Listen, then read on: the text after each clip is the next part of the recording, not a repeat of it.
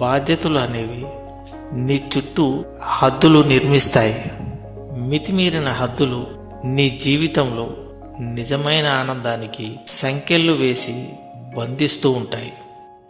ఒక పుస్తకంలో గొప్పతనం అందులో ఉండే విషయం మీద ఆధారపడదు, అది నీకు అందించే ఆలోచన మీదే ఆధారపడి ఉంటుంది.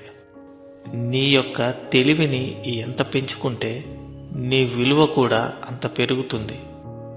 నీ గర్వాన్ని ఎంత తగ్గించుకుంటే నీకు అంత మనశ్శాంతి దక్కుతుంది. కొన్నిసార్లు ఎన్ని పుస్తకాలు చదివినా రాని స్పష్టత కొందరితో ఒక్కసారి జరిగే సంభాషణతో వస్తుంది.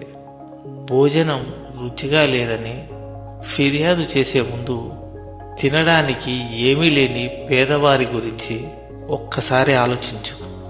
ఎలాగైతే దెబ్బతిన్న పులి అవకాశం కోసం ఎదురు చూస్తూ ఉంటుందో అలాగే ఓటమి చెందిన వ్యక్తి కూడా కసితో లక్ష్యాన్ని సాధించుకోవాలి.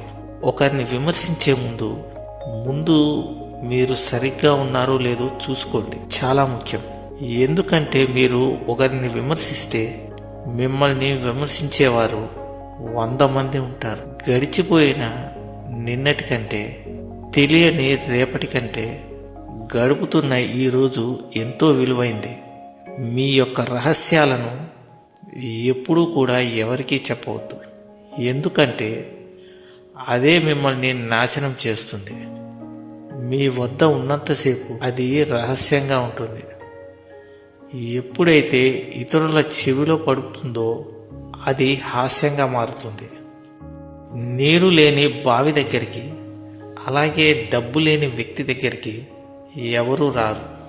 ఆకులు రాలిన చెట్టును, అవసరం తీరాక మనిషిని ఎవరు పట్టించుకోరు.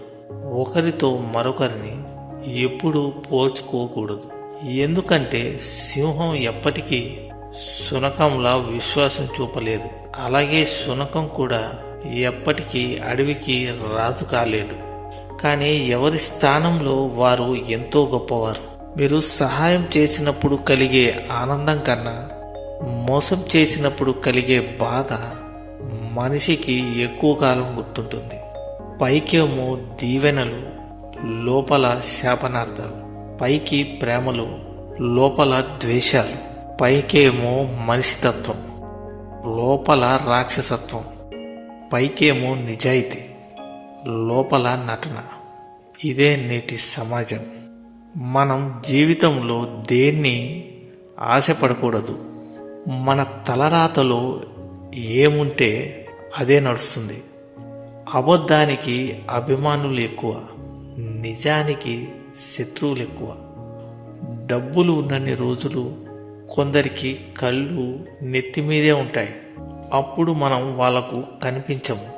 కానీ ఏదో ఒకరోజు కాలం వారి కళ్ళను తప్పకుండా దించేస్తుంది. మీరు చేసిన తప్పు ఎంత పెద్దదైనా నిజాయితీగా ఒప్పుకోవడం నేర్చుకోండి. అలాగే మీరు ఇచ్చిన మాట ఎంత చిన్నదైనా కూడా నిలబెట్టుకోవడం నేర్చుకోండి.